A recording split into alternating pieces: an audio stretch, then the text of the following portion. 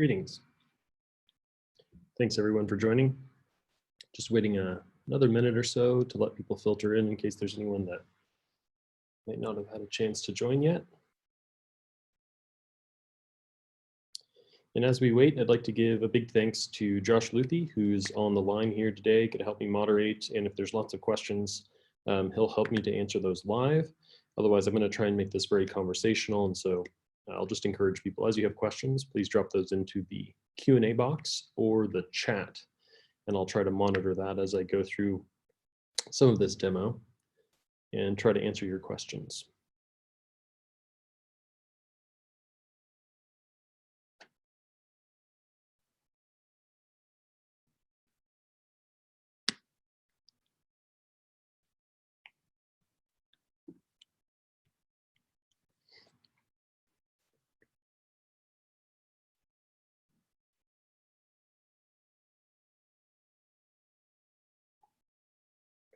Okay, great. Well, again, thanks everyone for joining me today for this advanced FlowJo webinar. Today I'm going to be talking to you specifically a little bit about CytoNorm, our FlowJo plugin for batch effect correction. My name is Ian Taylor and I'm the Director of Product Innovation here at BD Life Science Informatics. So some of you may be familiar with batch effects. That's mostly what we're going to be talking about today. They're a serious problem in many single cell experiments and something that's gone largely unnoticed or unresolved until very recently when there's been kind of a big spotlight shown on some of these problems. So obviously what we have is an issue where as you're taking different samples across time or different machines, you have changes in signal that are not due to the biological information that you're actually trying to measure, but are just unavoidable consequence of technical variability. And so I want to show you a few graphs here just to start us off with and see if you can tell me, or just think to yourself, I guess, which of these is actually showing you some signal, some real information and data, and which ones are coming from technical variation or batch conditions. So in the first example, you've got 3 different cytometers showing CD95 on some samples. I haven't told you anything about these samples, but that's okay. You can kind of just see that there is a difference here. But believe it or not, these are the exact same cells run on the same day, just on different cytometers, and gives a slightly different profile for expression for those cells. Now, maybe there's something wrong with that cytometer number 3, I might suggest, but we can't really know based on this data. We can just know that there's something that could be corrected for here if we have sufficient controls to do so. How about this example? Is this down to batch effect, or is this something that is actually showing a signal? You can see there's a small peak, or more like a shoulder present on condition 1 that is potentially signal. But how can we be sure about that? Well, in this case, I've actually kind of fooled you a little bit. I've already run batch effect correction on this data, and you can see how nicely all of these peaks kind of line up, but also notice there's still signal here. So even after running our CytoNorm algorithm, we're still able to detect the signal that we're looking for. And I think that's something that's harder to show, but extremely important. If you're not detecting signal after batch effect correction between batches, then your technique has sort of failed. And so in this case, we have some actually really, really nice samples that some really nice control samples that were used to correct across batches, and not only gave us a nice alignment between the batches, but still allowed us to see things like the sort of dim and bright peaks are merging in condition 1, and you have that little shoulder there, which is all really nice. And we believe that that's actual signal. Okay, how about this? So CD25 in another sort of unnamed sample showing definitely some variation. The bottom peak, I don't have a legend here showing yet, but it is actually the combined. So that's a concatenation. But notice something in red. There's a huge shift going on in one of these samples.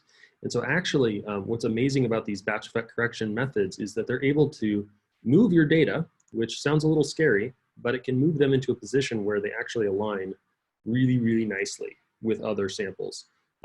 These are actually technical replicates, so they should be exactly the same essentially. They're from healthy human PBMC, and they're showing CD4 T cells, and they should be giving us the same profile.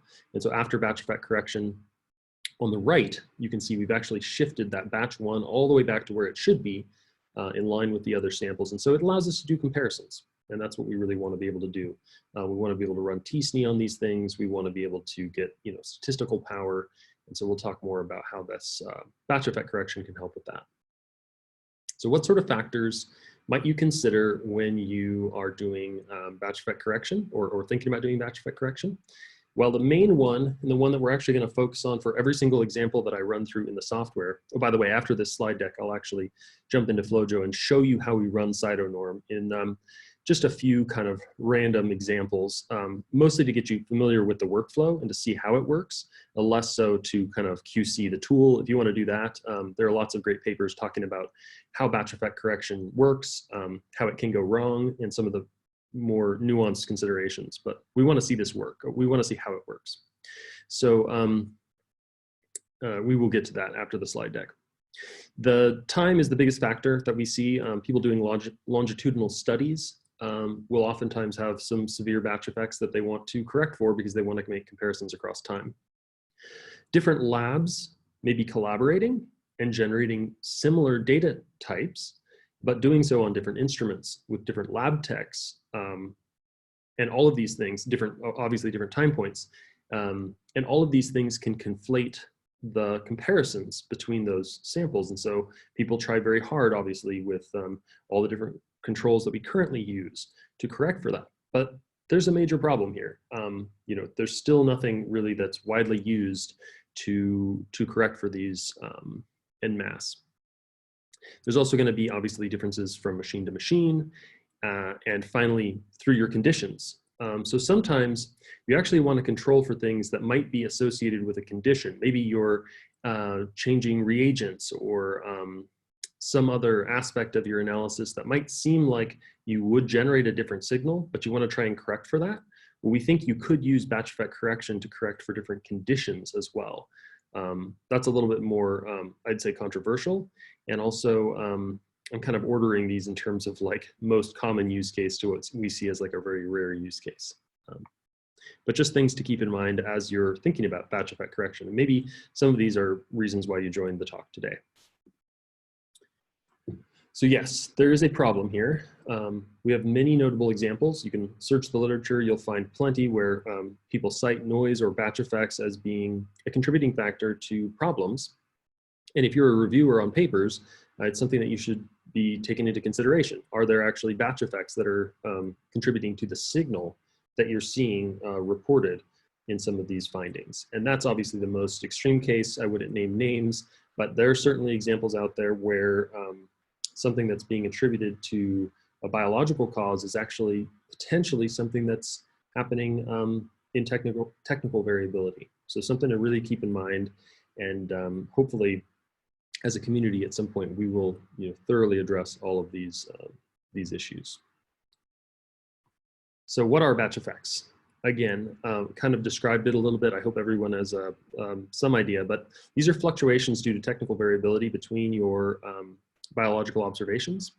In many cases, they're unavoidable, and they do diminish the statistical power that you derive from your samples. And so it's really important to try and take that into account. So what is the correction that we're going to try and apply to do batch effect correction? Well, there are many different algorithms out there to do this, but the thing to keep in mind is you're actually shifting the expression of cells on the basis of some controls.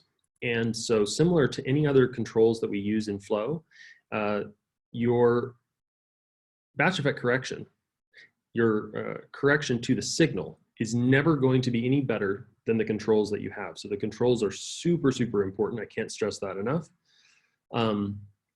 And doing batch effect correction is going to allow you to regain some of that statistical power that is lost through technical variability and make related analyses comparable. And related is obviously the word to underline there. You can't do batch effect correction on analyses that are completely different in certain aspects, right? So This is not a one size fits all, but it is nice if you do think about it ahead of time. And so enter CytoNorm. In 2020, Sophie Van Gassen and the Seays Lab released this algorithm into the world. And since then, you know, it's been trickling into publications. People are not using this probably as widely as they should, but it's a type of batch effect correction that we've implemented as a plugin for FlowJo. And so we want people to start taking advantage of that. And that takes some forethought because, again, the importance of controls. It's based on the novel spline mapping that's used in FlowSum. So Sophie Van Gassen is probably most famous, at least in our circles, for having developed the FlowSum algorithm as well. So she's a really brilliant bioinformatician, and if you have a chance, I would definitely recommend you check out her work and this paper in particular. It has some big names on there. And the whole idea of CytoNorm is to do batch effect correction via quantile normalization. Any type of batch effect correction that you might want to apply is going to have limitations, and quantile normalization is no different. I think I'll be talking about that in just a moment. But just to get you on board with, this is kind of the paper that describes some use cases for this algorithm. And this is a technical kind of walkthrough of what the algorithm is actually doing in the background directly from the paper. So I'm pulling this from Sophie's paper. Essentially what they did is they ran, for mass cytometry, they ran, or for CyTOF, they ran controls which consisted of a validation sample and a control sample. And they used the validation sample to check whether or not their control could do good batch effect correction. I believe the data was actually generated by Mike Leopold, and we'll look at some of his data today. And then they ran different plates across time, some of which had actually barcoded samples inside those wells. And then they did CyTOF on those plates. And then once you've got your samples, you can actually pull apart your experimental samples and your control samples. And within your control samples, you want to run FlowSum clustering. This is all happening in the background, so we're not generating any clustering in the output. But the idea is that those nodes from a FlowSum embedding are actually not that susceptible to batch effect. And you can use the quantiles from the results to actually shift the experimental data to match your spline from the control data set.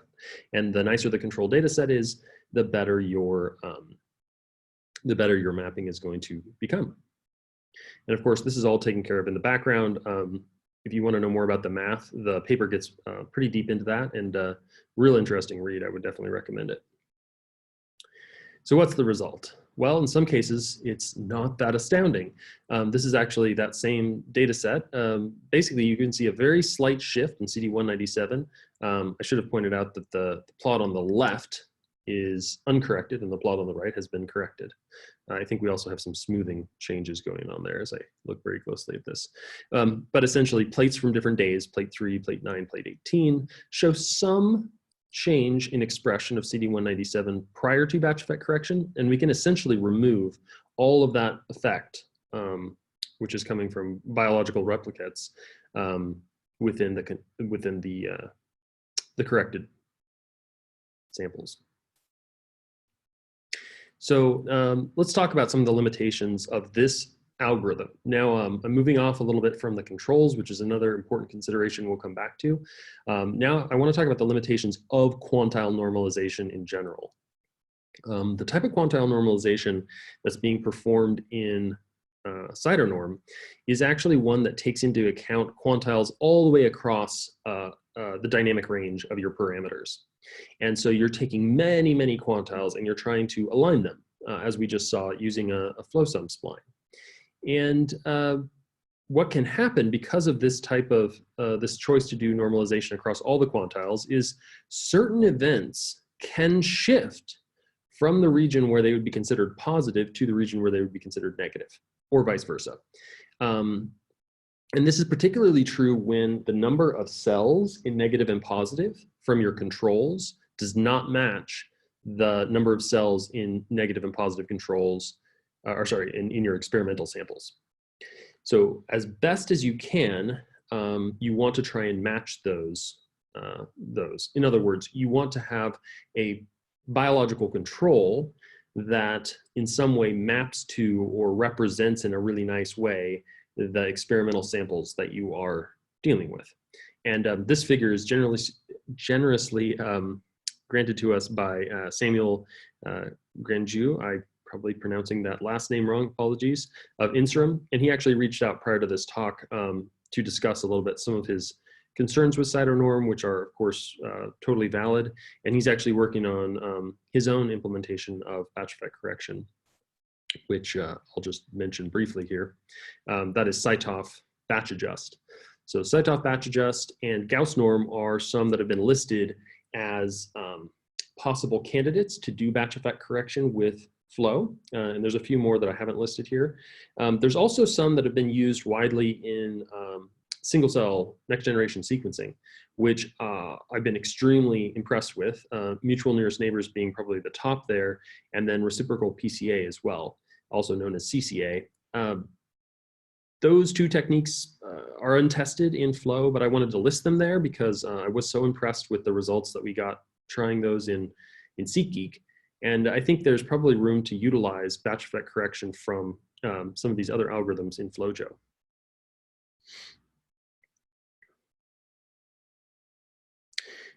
Got a question from a researcher, so let me go ahead and just answer that now. I'll rephrase the question. It's basically, is the biological control mentioned or recommended the same as an internal control sample used in different batches of experiments? Yeah, we'll talk more about what an appropriate control is, I think, in the next slides, but certainly you could use the same kind of internal positive control that you would have in correcting for batches. Yes, I believe that is, if I understood the question, that is a yes.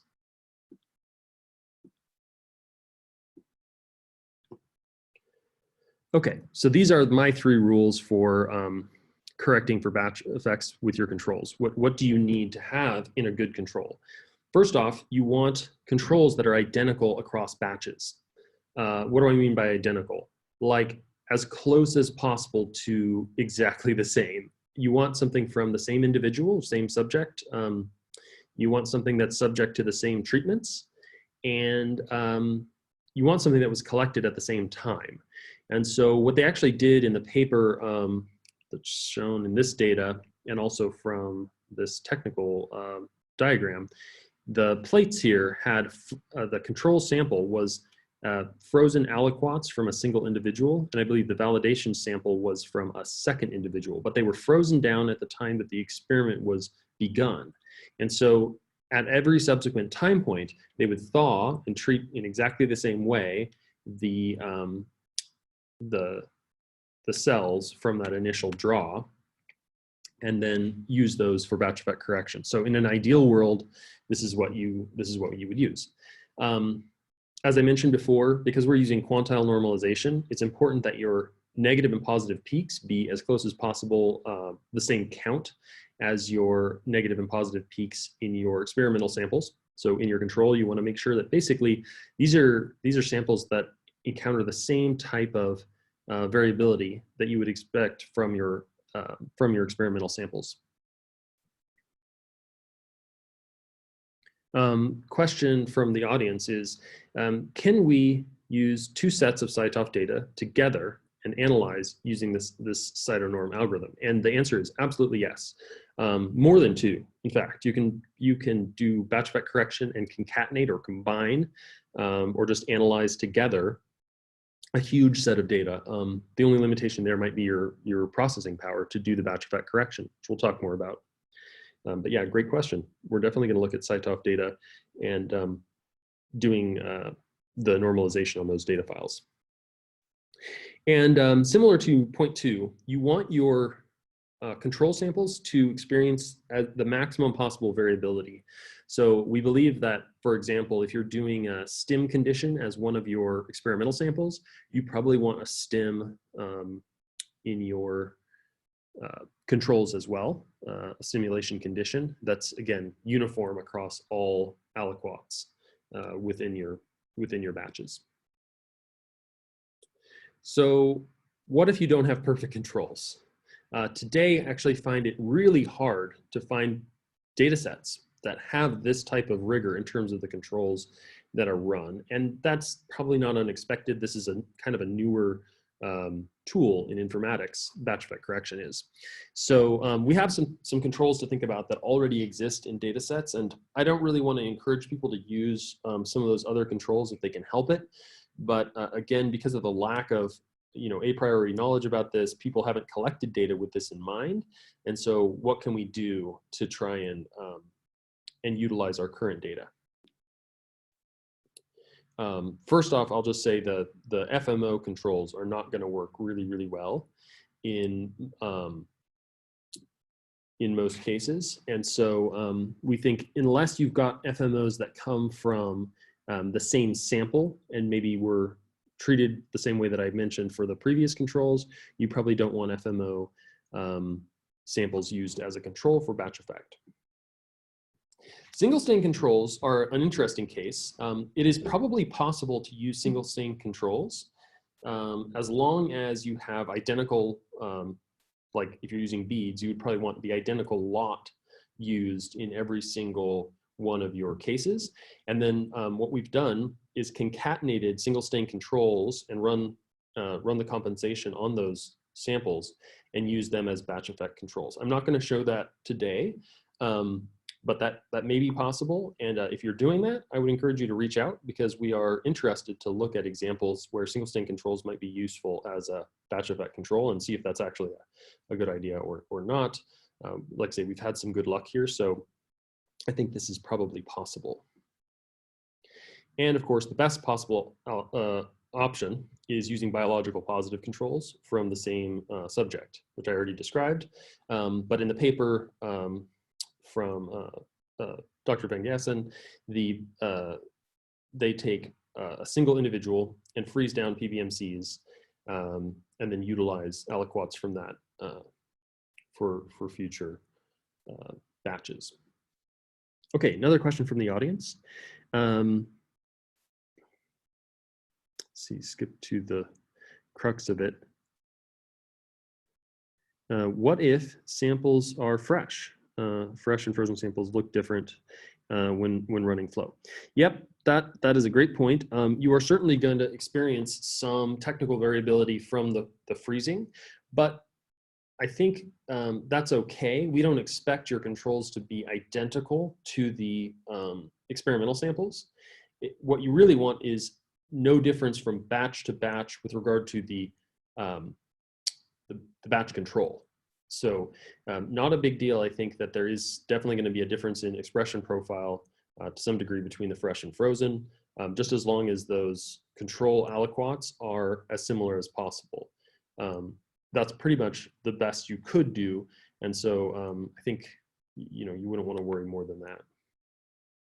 I love these questions, by the way. Thank you guys for sending these. They're very good. One more question coming in. How good are the frozen PBMCs? Good for normalizing in studies where fresh PBMC patient samples are used. It's been shown that freeze-thaw cycle affects some markers differently. So similar to the last question, can we use frozen? I think the answer there is going to be yes. Again, I'm pretty impressed with how well this works, even when your batch controls are a little different than your experimental controls. You want them to be as close as possible, of course, as we mentioned, but it's never going to be perfect. I'd say it's a lot better than just leaving the technical variability in there if you're going to be doing comparisons. And so as we get into some of the demos, I hope that will kind of shine through. And this is probably the best example that I'm going to show, unless we can walk through these steps together in the live portion next. But essentially, we want to apply machine learning to the data. And a lot of our assumptions behind this, like dimensionality reduction and clustering, relies on a common backbone of expression. And so the next data set that I'm going to look at is samples collected over time from King's College College London, where they actually published 7 time points with 7 panels, so collected over a long period of time. And this is all available on Flow repository, so you can actually check that data out yourself. It's a very cool data set.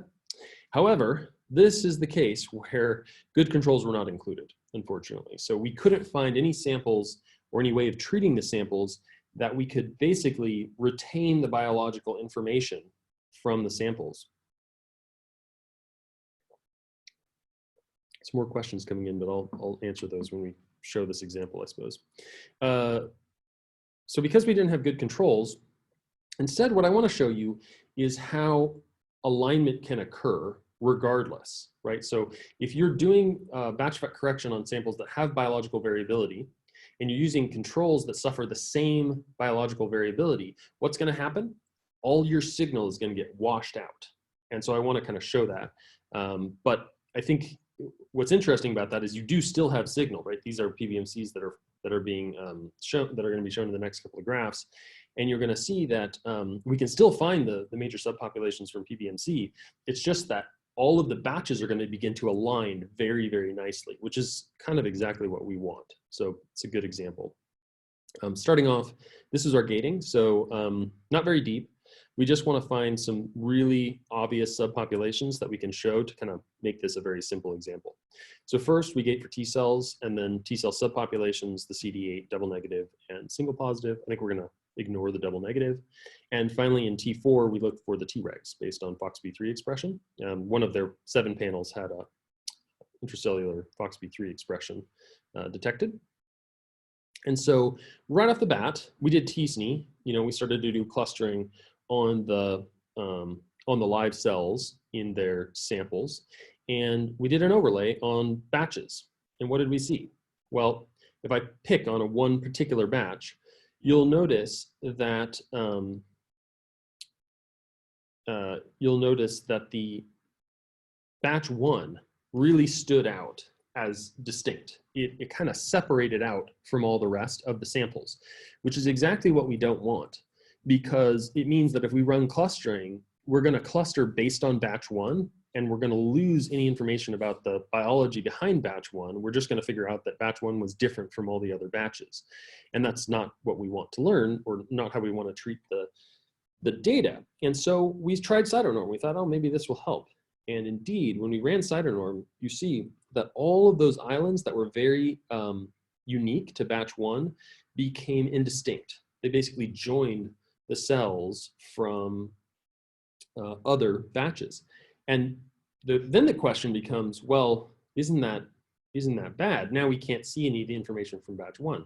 But I think what we immediately started to wonder is, well, isn't this, or what we should wonder is, isn't this actually showing us a better depiction of the biology and less the noise associated with batch 1? And there's an obvious way to test that. I've just shown you a gating tree, and we can look at where are CD8s, where are CD4s, and I'm also going to show you where the Tregs wind up. And so just skip to the end. Basically in our raw sample on the right, you can see that batch 1 separates out, and particularly in the CD8 T cell compartment, different islands that look very distinct simply based on batch. But after batch effect correction, all of those islands kind of come together a little bit more. You'll also notice that the FOXP3 positive Tregs kind of segregate into their own island in batch from batch 1 when we look at them in the corrected data space.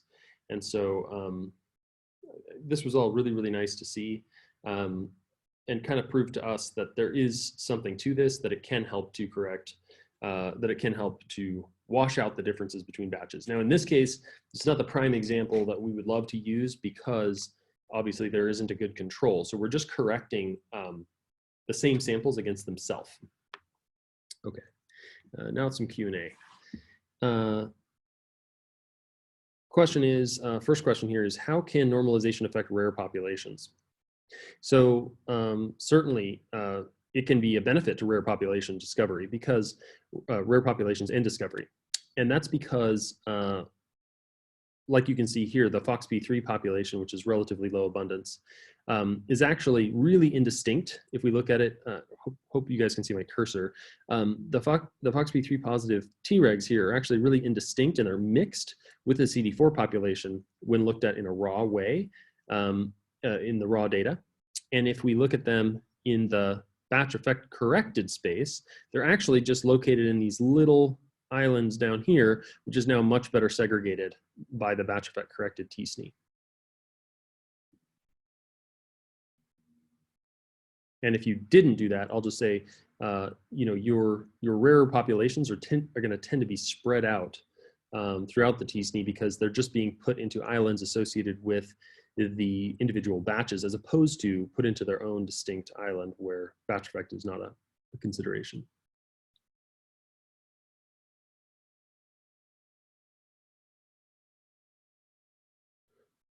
Next question is kind of an absolutely important one to make clear. I think the question is, well, I'll read it. Can you use this plugin if you're doing a long-running cohort study where fresh samples are used and the individuals come back every 2 years? That would be a definite yes. This is exactly the kind of thing that I think CytoNorm was designed to resolve. Is you've got, yeah, long-running studies are subject to many more batch effects, and also your signal is liable to fluctuate among subjects. And so if you can come up with a way to keep, you know, standard controls in every single experiment, then I think absolutely that should be doable. Another question: are you aware of using beads as a control, like compensation beads that can be stained with the same antibody mix as sample? So the important thing there, absolutely, yes, we mentioned that just very briefly. Single stain control beads could potentially be used, but you want to make sure that everything remains constant through the beads. So if these are like antibody capture beads, you want to make sure that the same lot of antibody is used as much as possible, and your same clone, all that. So just maintaining the uniformity of the beads, which is probably not hard to do, but that's definitely definitely something you would want to consider. Another question I wanted to mention in the live demo, which we'll get to next, is would we consider doing CytoNorm before or after FlowAI? I would strongly recommend doing FlowAI first, exporting your good events, and then dealing with the good events for batch effect correction. That's a great question. I'm not actually going to show FlowAI here today, but certainly want to do that. Oh, and a correction to the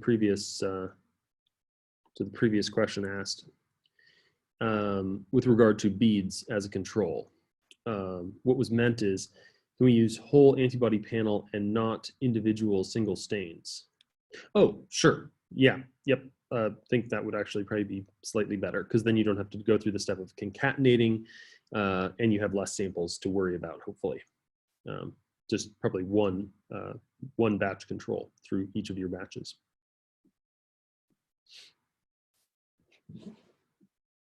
Okay, let me move on to some of the demo.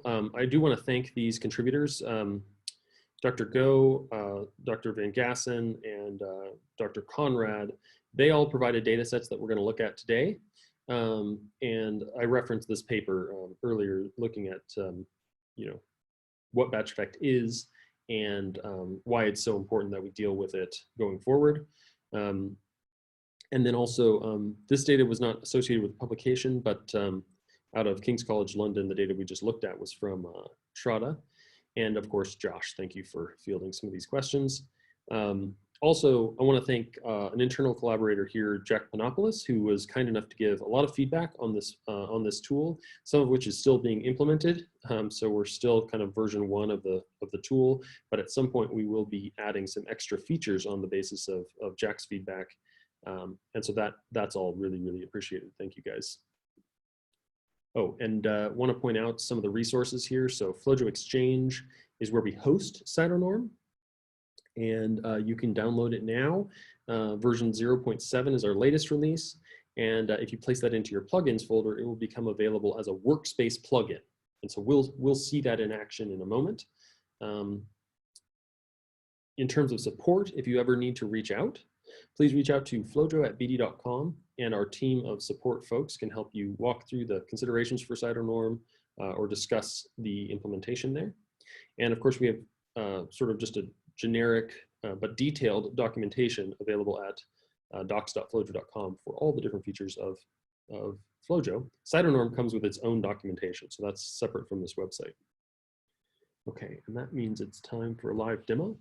Let me go ahead and just minimize this slide deck. I believe the recording of this session, as well as the slide deck itself, will be made available after the presentation. So if you want this slide deck, just know that that will be available. Okay. Another question here from a attendee. Is CytoNorm also suitable to correct differences between samples from blood and tissue? I've noticed background fluorescence in IgG background staining can be very different between samples CD4 positive T cells from blood and CD4 positive T cells from tissue, even when they're run on the same machine day panel operator settings. So my instinct is to say, and I'll definitely stand corrected if someone has a better feel on this, but the tissue is going to be much more variable than the blood in terms of expression patterns. And so you may want to try and use a control that comes from tissue in that case. But of course, we want to be able to control for things that have biological differences and maintain those biological differences. That's one of the most important things. So yes, you should be able to do batch effect correction between on samples that include blood and tissue, and you should still be able to make biological inferences between blood and tissue and see differences in expression patterns. That's expected. Unless, of course, you're trying to batch correct to remove the differences between the tissues. I don't know that I would recommend that, but it's an interesting proposition if that's the idea. Okay, so I'm going to hold off on the questions just for a moment so I can actually show some of the plugin working and how it works, because it's a little different than other plugins. And so I want to make clear exactly how the function of this, how the workflow goes. So after you've downloaded the plugin here at FlowJo Exchange, the next step is to put that into your plugins folder. So let's see here, there's my demo data. There's downloads. So if I just download this, of course, it's going to download that zip again, which I was just testing out this morning. And so when that's downloaded, I can unzip it. And I'm going to place it into my plugins folder. So on a Mac, typically your plugins folder is going to be in your applications folder. And those are my unused plugins. Let's make sure. Yep, CytoNorm is in my plugins folder there. And I'm just basically, if I didn't have it there, I would drag this jar file into the plugins folder. And the jar is the only thing that's necessary to load this into FlowJo. After you've loaded that, you will need to restart FlowJo to make that change take effect. There's also some documentation with every plugin called the how-to document. So how-to CytoNorm tells you exactly how to run this and how to install it and give you some background information about some of the dependencies that are required for that tool to run. The other thing that I want to point out really quickly is how you deal with the preferences to set up a plugin. So this is generic for all plugins, but just in case people are not accustomed to using plugins in FlowJo, there's a special section of the preferences. So you click on the little heart icon here to open the preferences. And under diagnostics, there is an R path, and the Mac default R path is going to look something like this: /user /local /bin /r. I'll just type into my dialog here, even though I don't want to save this. If you're on Windows, it's going to look like this: C:\program files, assuming that you installed R to your program files folder. Whoops. Hit enter there instead of backslash. Program files /R, which typically is capital R, / your R version. So it'll be something like this. 4.0.0 is the latest. You might have a V missing in there, but just look on your program files folder and you'll see it. You click choose here. And then /bin /x64. And this file path holds up a lot of researchers. If you get stuck at any point trying to set up your plugins, please reach out. But I just want, for people that are using Windows, if you're following along or you want to set this up, make sure that you enter an appropriate R path that ends in x64, because that's the R path for Windows. Now your version may vary, and the location where you install R actually can also vary. Okay, make sure mine is back to the default. Any trailing spaces or leading spaces here will cause issues. And lastly, you want to make sure that you're pointed to the plugins folder, but you'll figure out quick if that's not the case. Okay, so now we're actually ready to run the plugin. And I don't even need to load my data, but I do need to have the data. So let me make sure I can grab that. Okay, so best data set that I've got here is the data from Mike Leopold of the Maker Lab, who did the really awesome experiment with CyTOF. And so we actually have, I believe, these are basically an experimental sample combined with a batch control for 3 different batches. And you can see the batches occurred at different time points. So those are the samples I want to use as a control. And we're always tempted to drag and drop these into the workspace. However, we don't want to do that. Not for this plugin, because it's a workspace plugin. So workspace plugins are rare. We don't have a lot of them, but they work at the level of the workspace. So instead of the population plugin where we normally load some data and select a population to run it, this one is kind of interesting because instead we're going to go to the workspace tab of the workspace, go directly to plugins, and you might notice, hey, CytoNorm, if we look at, I've got a lot of plugins here, but there's no CytoNorm listed in this list. Where is it? Well, it's a workspace plugin. So the caveat there is you need to click Add Workspace Plugin, and it will work for a blank workspace. And then you can see I've got a few different workspace plugins, but not too many. The main other workspace plugin that anyone would ever be interested in is this Load Seurat, which is a Seays workspace plugin, kind of an Easter egg in the Seurat tool that should allow you to load R objects generated by Seurat. So if you've got a bioinformatician working for you and you're doing single cell, you might check out that other workspace plugin. But this CytoNorm is a special workspace plugin. It's the plugin we're talking about today. And if I select that and click OK, it will ask me to load my data set for normalization. So this is how you're going to start the process for normalization in FlowJo. And in there, I'm just going to drag in my controls. And this could be, not my controls, sorry, my controls and my samples, excuse me. And this could be a list of hundreds of files. I'm picking a small set so that it'll calculate quicker. The calculation for this is relatively slow relative to other algorithms that we use in FlowJo. Slower even probably than tsne on a cell-by-cell basis, depending on the number of parameters. So just recognize that this is probably going to take a little while when you first start the tool. Then you click OK, and it brings up this dialog, which we've tried to make as intuitive as possible, but there are definitely some improvements that we could make. One thing is in this latest version that we've released, there's no mouse over for the sample, so I just kind of have to know that sample 1 is my experimental sample, and you can see sample 2 here is my control sample. So I'm going to need to check the boxes here for each of the batches, sample 2.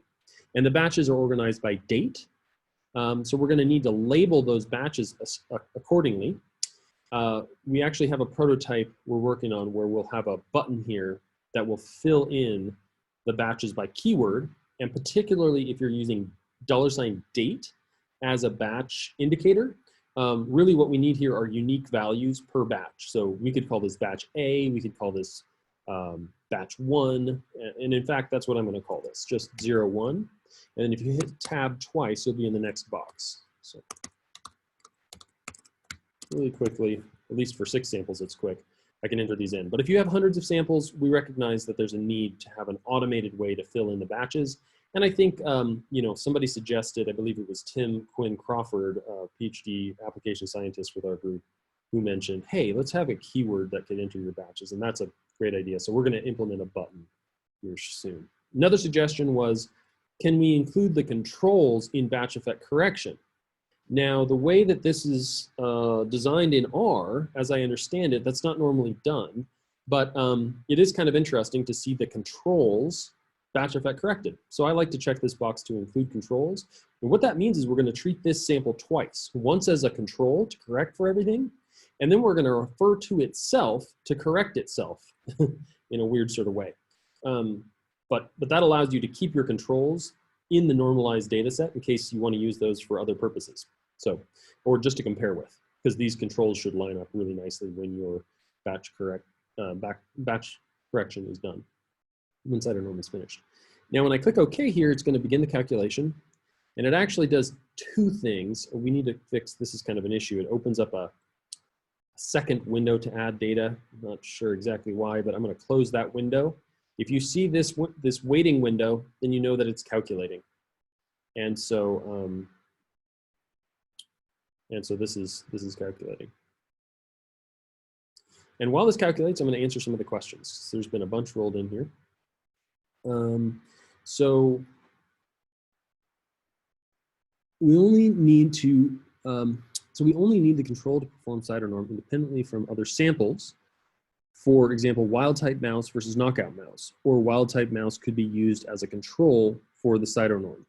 I think unless your wild-type mouse is very standard across all of your batches, which I'm not sure that it would be in most cases, it may not be a good idea to use your wild-type mouse as the control.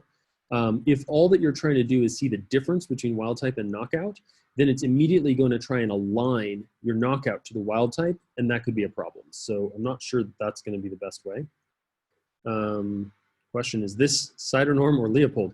I'm not actually familiar with the Leopold algorithm. This is the CytoNorm algorithm, and if I referred to it otherwise, I might just be thinking about our data set here. Oh, I see why, because Leopold demo. So this is just data from Mike Leopold, who generated this CyTOF data and was actually used in the paper for CytoNorm. So, and actually others have also referenced this data set for batch effect correction, other algorithms. So done. One last question, and then we'll look at the data. So CytoNorm doesn't seem to work with files from different machines. Did we test that? Yes, we did test CytoNorm across machines. The problem with CytoNorm on different machines, that's a great question too, by the way. Thank you for that one. Basically, if you're doing controls across different machines, you need your parameters for the different machines to match exactly. All of this is working because the samples that we're controlling and the experimental samples, our controls and our experimental samples have identical parameter names. If they didn't, then the algorithm wouldn't know which parameter went with which, and I believe you would get an error. So maybe that's what you're seeing. Reach out if you've got more more questions on that. We can troubleshoot. Okay, and with that, said one more question. We'll get back. There's a bunch of questions coming in, which is awesome. I'm just going to basically load this data in, and we're going to start to do some other calculations on it to try and compare. This is basically our test set with the normalized set. So I'm going to create a group and just call this raw samples. And we'll make it bold italic, create that group. And I'm also going to create another group, which I'll make bright pink, and I'm going to call that normalized samples. Or maybe CytoNorm samples. Again, I like bold italic. Create that group. Okay.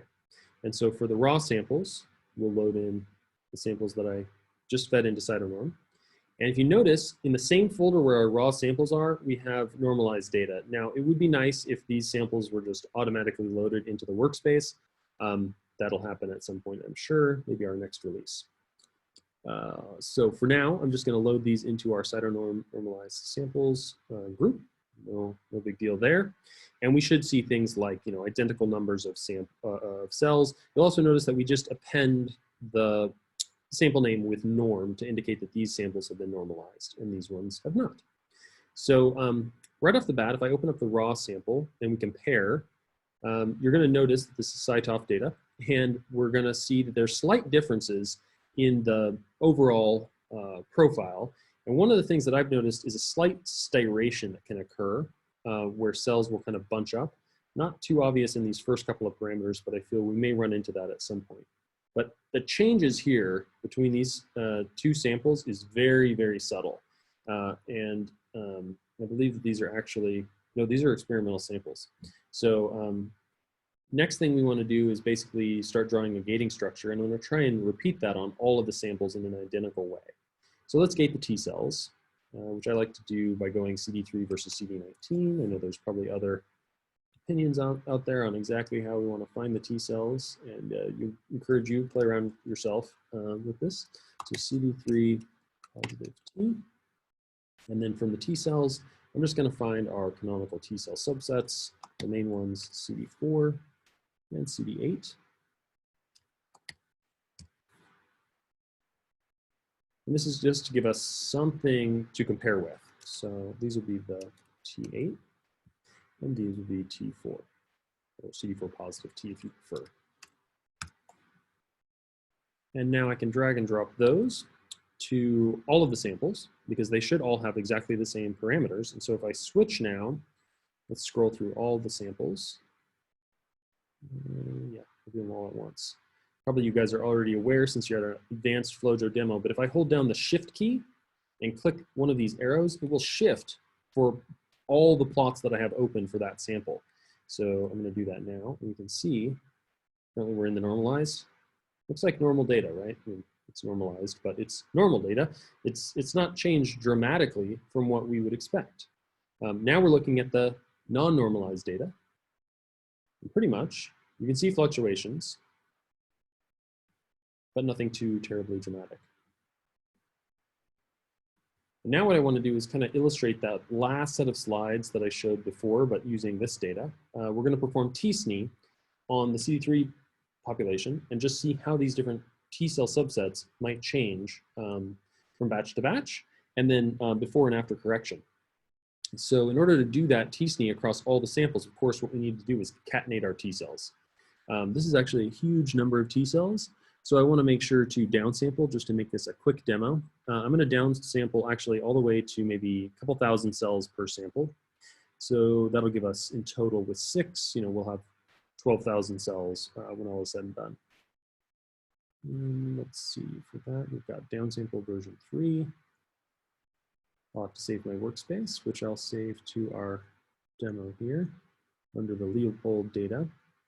I can call this Rev 0 for our first revision. And 2000. Small example. And I'll delete this. Oh, nope, sorry. I don't want to delete that. First, I want to add this to the group. And once we see that the downsample is calculated for every single one of these samples, should check both, then I'm going to concatenate just the CytoNorm samples together. So small example here. Under Edit, I can choose Select Equivalent Nodes and select the small example from each of those. And they should each be 2,000 cells large. And now I will concatenate them just by right-clicking and choosing Export Concatenate. And then I'm going to choose that folder. Let's go back to our demo data. Leopold. That should be good. And I can call this concatenation 2K for 6 samples. Everything else there should be fine as default. I'm going to go ahead and just click concatenate and load that into our existing workspace. Now I'll do the same thing for the raw samples. So we've got our downsampled subpopulation. Oh, by the way, I can delete this plugin node now. So to delete the plugin node very quickly from all the groups, we delete it from the all samples group and delete entirely. We'll still have our small example population. We just lose that derived, the plugin node rather. So let me remind myself here. Looks like I got an extra sample in here. Oh, that's the concatenation. So the concatenation here is actually our normalized sample. I meant to label that. That's okay. I'll normalize. I'll label this one as non-normalized, and then we'll know. So let's select equivalent nodes again, export concatenate.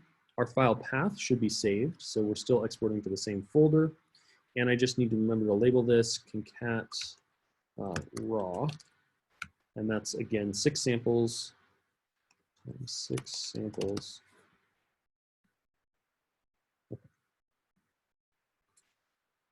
Concat, that's good. Existing workspace.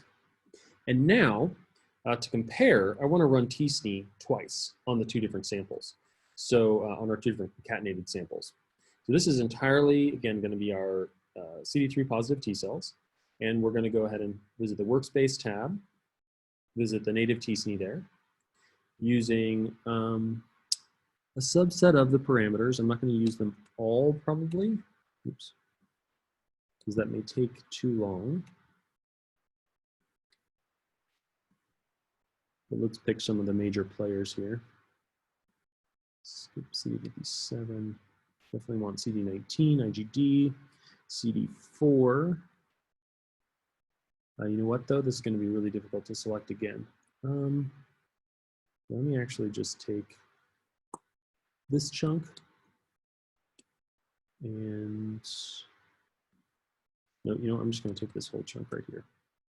CD27 through IgA. And normally I would be a little bit more meticulous about this, but really just want to show you a quick example. So not a big deal to make this run exactly as we would in any case. And then I'd like to call this something, this is our raw, so we're going to call this tsne underscore raw. And we'll go ahead and run. And now while that calculates, I'm going to go ahead and visit some more questions here.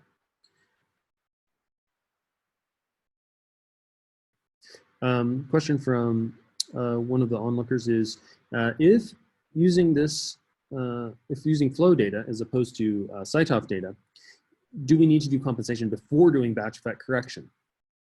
I think good idea to play with that, but actually I don't think that the compensation will be necessary before doing the CytoNorm normalization. Your compensation matrix will be retained through the process of CytoNorm. So probably not too important as long as you are doing compensation. Obviously, you will want to do that for high parameter flow. Okay, and this actually finished really quickly. I did choose a small number of cells. So this is our raw tsne. Let me go ahead and add that to the layout editor. And we'll immediately this is a good way to test whether or not normalization is something that you really need to think about. Let's look at, first off, let's copy this plot. First, we'll look where the different CD4 and CD8 T cell populations sit in tsne space. And they separate out really, really nicely. The only hope is that these are not separating out based on batches. And so, quick way to figure out whether or not the samples play a role in the separation here, assuming that there shouldn't be any difference, and I think in this case that's a fair assumption. What I can do is, at any level here, I guess I'll choose the raw sample. I can open up a histogram of sample ID. And sample ID is a special parameter. We call it sometimes a categorical parameter that helps to discern the different samples that were combined. In this case, it looks like it's a little bit off scale, and it's in a weird scaling altogether. Let's do linear, yeah? And let's zoom in on those peaks. So you guys are probably already familiar, but when you do a concatenation, you get the different peaks that separate out your samples in this categorical parameter called sample ID. So in there, once you've got a set of peaks like this that are very uniform, there's a trick to gating these peaks out that works 90% of the time. If you right click and choose create gates on peaks, it should identify each of those samples for you. It won't label them, unfortunately, but you will have samples 0 through 5, which is our 6 samples that we did combine for the raw concatenation. If I overlay, you can see there's already a pretty nice mix. So maybe not that necessary to do batch effect correction in this case. In fact, I would be pretty happy with this if I had run data across time points and you see things align sort of like this. Sample 2 might be a slight outlier where we see some extra stuff coming out. But this gives a good example of where probably batch effect correction is not that necessary. But I'd say that's probably the rare case rather than the normal. This data is meticulously curated. So next up, we can actually do the t-SNE of the concatenated normalized data, just to show how that's done. So I've got concatenated sample here, and I'm just going to go back to our workspace, t-SNE, native t-SNE, and then I want to choose the same set of parameters. Looks like they've already been selected for me. And now I'm going to call this, instead of t-SNE raw, we'll call this t-SNE CytoNorm, and we'll run it. And in the meantime, I would like to actually start a second run of CytoNorm. However, I am sort of out of time, and I noticed there's a large audience still participating here and questions coming in. So I want to get all those questions answered, and I'm going to stick around a little bit later. For those that have to step away, maybe you have another meeting coming or another presentation you want to check out or some work to do, you know, obviously at your leisure, and go ahead and take off. I just want to say thank you so much for joining the session today. It's been a pleasure getting to talk to you about this latest sort of product innovation for FlowJo, and we'll have lots more coming soon. We've got a lot of things cooking in the oven right now in terms of new algorithms and new visualizations that are pretty neat. So I'm hoping that we'll get to do more of these sessions, and I look forward to seeing you in the next one. But for those that can stay around, like I say, I'm going to do some more analysis here, and so you can see some more examples of CytoNorm running. I know it's kind of a weird workflow, different than other plugins at least, and so I want to make sure that people see some repetition if they're interested. So let's go ahead and get CytoNorm running again in another workspace. So to open up a new workspace, there's a quick way, which is just hit, if you're on a Mac, Command N or Control N if you're on Windows. As with most apps, that will just open up a new one. And now I want to focus on another data set, which is kind of an interesting one. It's the one that I showed in my example. And what we'll do with that is we'll just apply some different types of machine learning to try and understand the heterogeneity of that sample, which is coming from this, this group, the Gibbons group out of UK. So this is the King's College London data, and this is specifically the Treg panel that they ran across 7 different time points that are span, you know, up to 6 months. So quite a long time frame there in terms of a flow panel, although I've definitely seen longer. And again, to initiate this, just a reminder, if you want to run CytoNorm and you've got the plugin fully installed, then you've got to go to the plugins drop down here and choose Add Workspace Plugin. Of course, that's critical to remember. Choose CytoNorm, click OK. All of this is in the documentation, by the way, so if you ever forget, check the documentation first that comes with CytoNorm, and that will give you a hint how to get through this workflow. Select your data set. Now on Mac, a trick to select your data set is just drag your data files into the search window. That works for most applications, by the way, so you can try that with your other file search windows on the Mac. On Windows, you'll have to go find the files, which is fine, and then choose Open, and it's going to have you select your different batches.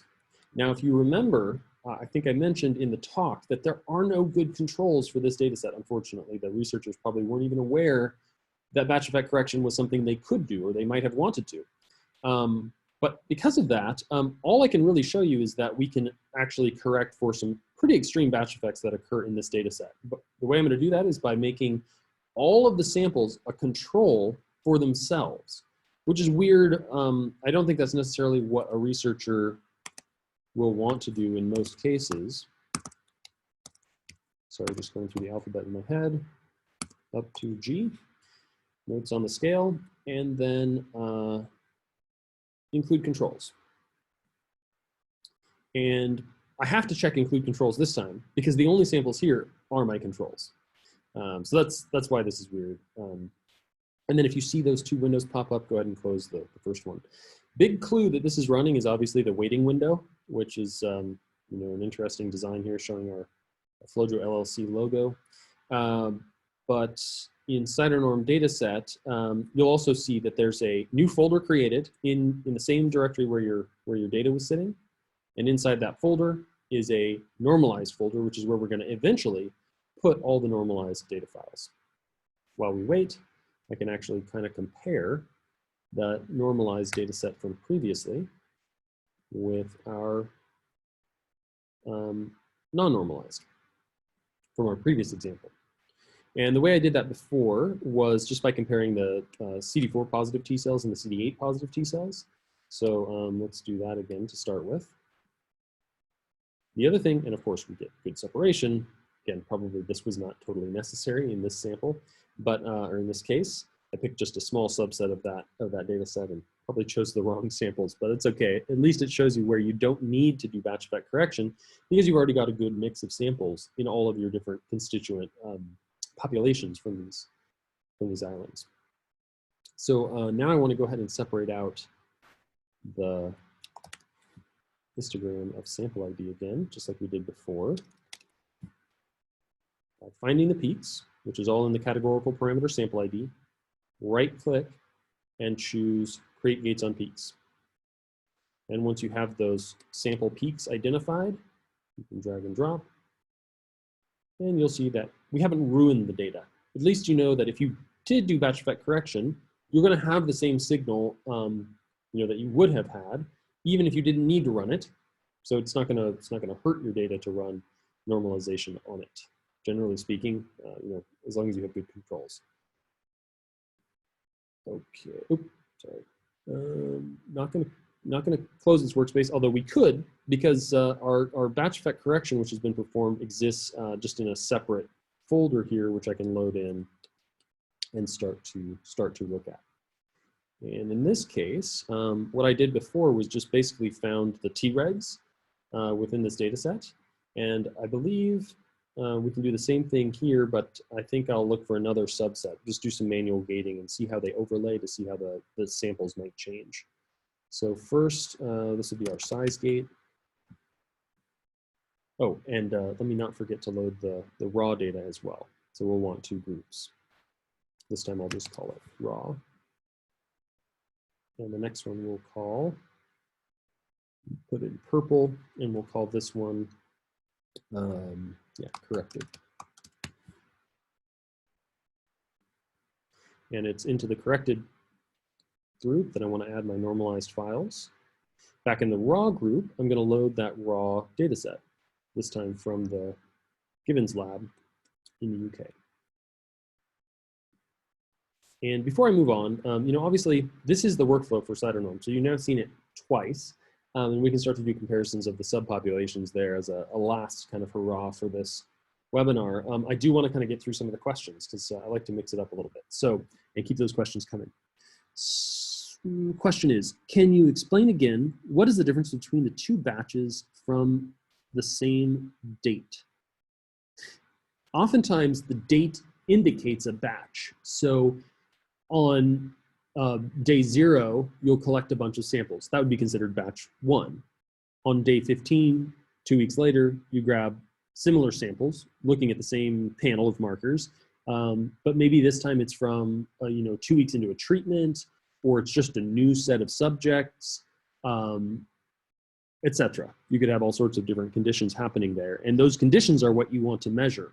You don't want to measure the difference in time. You don't want to measure the way the PMTs have fluctuated in those 2 weeks, or somebody came by and bumped the machine real hard and now something's out of alignment, or whatever all the technical problems might be in a collection. You want to have a control that's identical that you can compare between, and those controls can be a single sample. It's nothing too complicated. It's a single sample in each batch that is comparable, perfectly comparable, as opposed to your treated samples, which are now what you want to compare, but may not be comparable because of technical variation.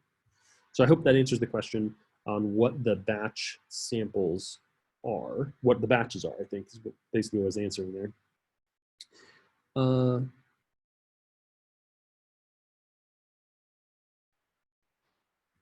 This is a really tough question. I'm going to skip that one for right now. I may come back to it. Does CytoNorm work with LMD files? This is a question that came up a while back, and since then we did do some updates to the tool. I'm not sure that those actually made it onto FlowJo Exchange at this time, but we can now run CytoNorm with LMD files, yes. Might hold off on that until the next version is released. I believe that would be 0.8. So look out for that next version, probably in the next couple of weeks. That's a great question, though. LMD files have their own special considerations. Specifically, there are some extra keywords in the data that we need to take into account, and we can do that now. But I think previously we were not. I think this researcher probably has used CytoNorm since we released.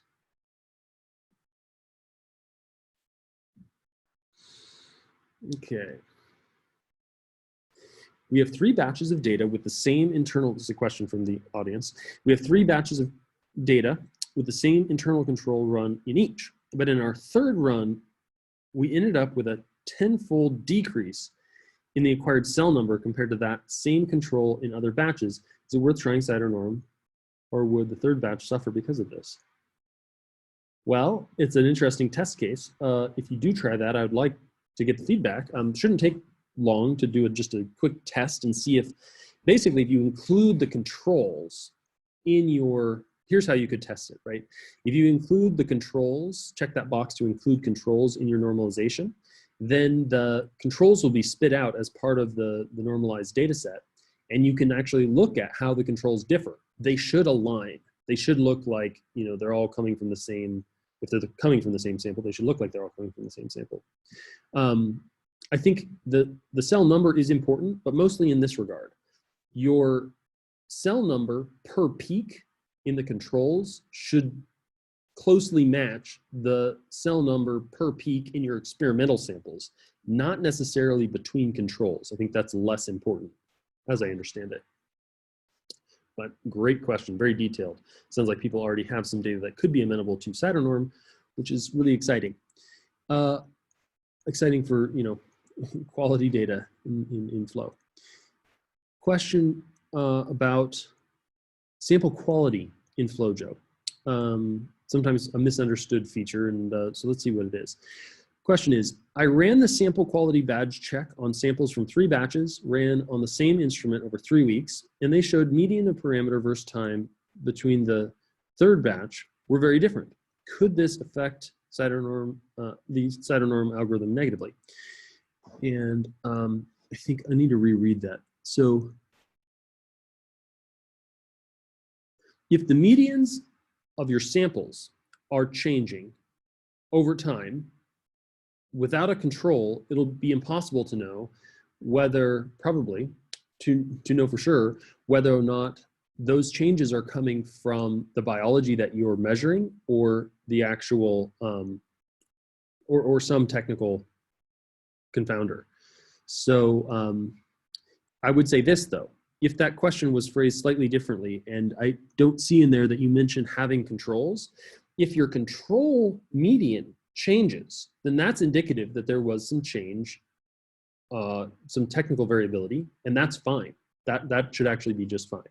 So I think that as long as you have a good control, then that should be okay. And last question before I start looking at them, I think, is going to be, is it also possible to use CytoNorm on an old data set without appropriate controls? Yeah, so we definitely talked just a tiny bit about that. I would say it's probably not a great idea. I wouldn't want to suggest it, except as a fun kind of exercise. It's actually what we did with this latest data set that I'm going to start to compare. Remember, we don't have good controls, so instead we use the samples to control for themselves, which is kind of weird, certainly not recommended, but what we ought to see is that differences between the samples are washed out.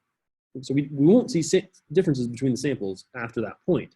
Now, there might be cases where a researcher simply wants to do, I'll give an example, doing some immunophenotyping across a large panel, and we don't really care about the differences between samples. We actually want to make, we actually want to treat each sample as if they were the same. Maybe they all come from healthy, or, you know, putatively healthy individuals. Then I think there's no problem to run CytoNorm on the same samples. And what you'll have is a set of samples that are very, very similar. So where you expect similarity, you could use samples to control for themselves. And that's what we did in this case. So hopefully we can kind of see that. Okay, so what I want to do now is basically draw some gates on our samples to start making comparisons. And I think we're going to see one of these samples has a major batch effect going on. So now that we've got a size gate drawn, I'm going to start to find my live dead. So yes, let's get the live cells. These just as live. And within the live population, I'm going to find my T cells because this is actually a panel looking for Tregs. It only makes sense. I am using a lot of T cell markers here in all of my examples. So apologies for that if people are B cell biologists and annoyed by this.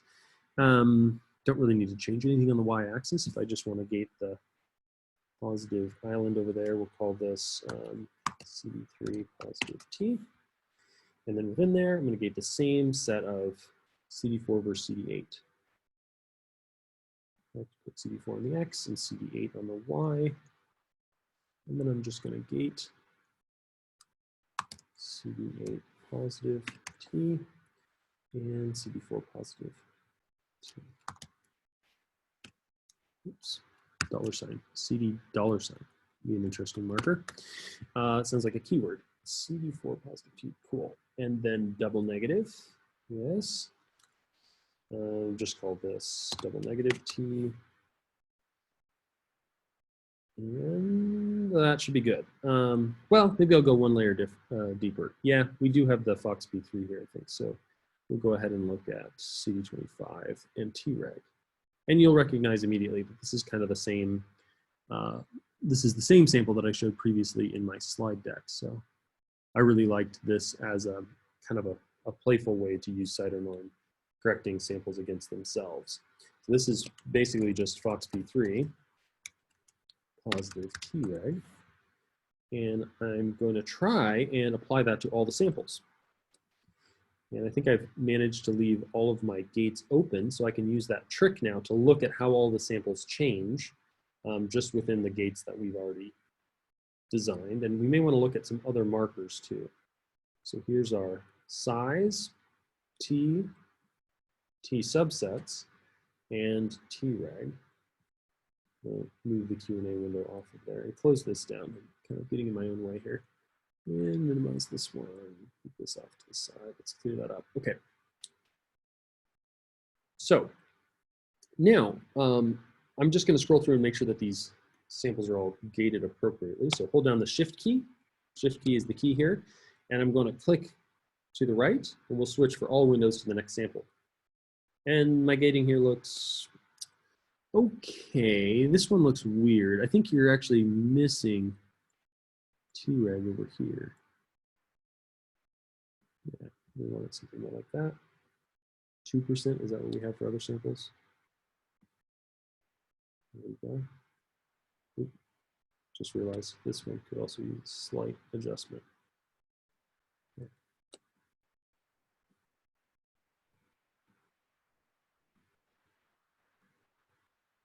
Okay, there we go.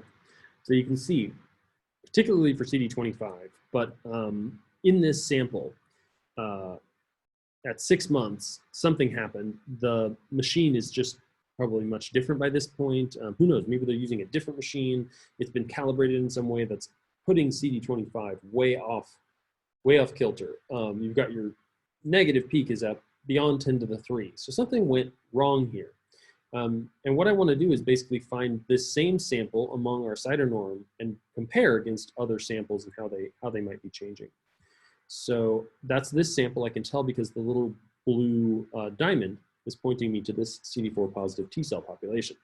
So let's look at that. And oops, I've got it right here. I'm just going to duplicate it and open up a histogram, duplicate it in case I want to go back to the gate that kind of clued me into where there was a major difference. And I'm going to scroll through some of the parameters. So a quick way to scroll through parameters is to either hold down the Shift or Control, or if you're on a Mac, a Command button. And as you do that, it will just automatically scroll. So if you're holding down the Shift key, it scrolls up the parameter list. So if you look at the parameter list, we're going to be moving up these values. And if you want to go down the parameter list, you hold down Command or Control, and you'll go the other direction.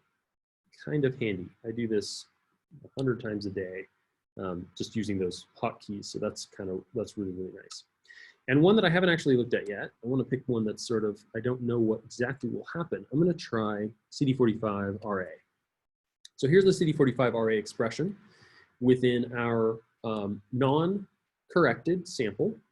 And you can see that we have a really bright peak over here, almost 10 to the 5, 5 times 10 to the 4, let's say.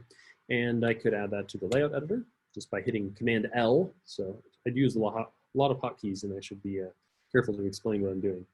So Command L, add that to the layout. And now what I want to do is check within our raw data, how does this look for all other T4 populations? Make sure I don't add this one again. Edit, select equivalent nodes will give me all the CD4 positive T cell populations. I'll remove that one. And I'm just going to drag those in there. And you know what? I thought there might be some batch effects in CD45 as well, simply because we were seeing some differences in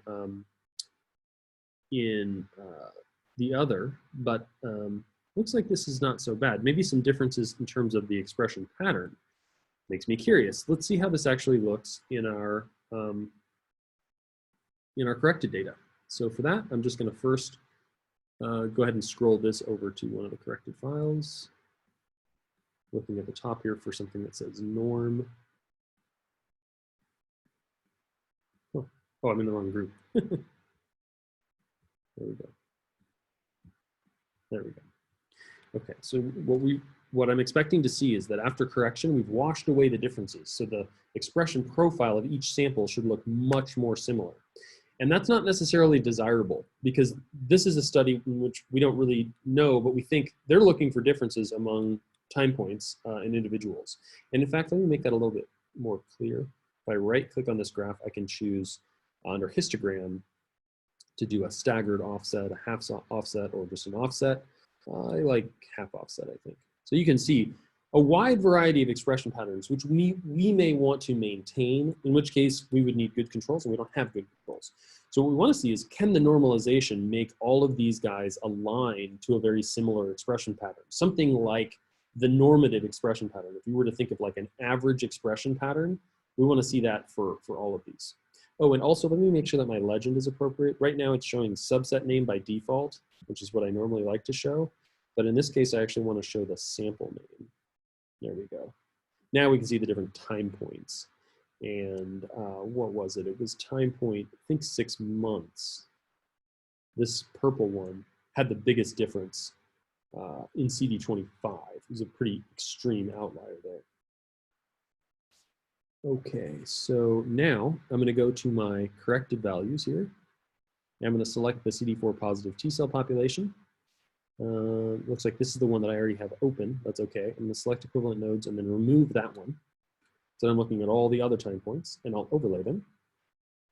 And follow my same treatment as I did before. I'll remove the subset name. I'll add the sample name. And I'm going to do a half or a full offset on this. Half offset, excuse me. Same as we did before. There we go. And I think you'll agree that this got much more similar, which is exactly what we want to see. So, phew, that's good. And I think we've actually got these aligned, so the same legend would work for both in terms of the title of those samples or the time point that we're looking at. And you can see, like, you had a much wider distribution here in, looks like 5 months, and that's been kind of squished. So if this is a true negative, we've now lost our true negative. And that could be a sad thing if you were, didn't have good controls and like in this case, and you were actually looking for differences. But if we wanted to align these to the same position, which is basically what batch effect correction is meant to do for your controls, then it's done exactly what we want. So we've taken things that are very different and made them very similar. And done that in a multiplexed way. We do that for every single parameter, which is really handy as well. Okay, questions seem to have died down a little bit. I want to say that if there are other questions that I've missed, feel free to reach out to the team and we'll try to get those questions answered. We'll also have a new version of the plugin at some point. I mentioned a couple of the little nice to haves that we know we want to add to this, so the tool will get an update at some point.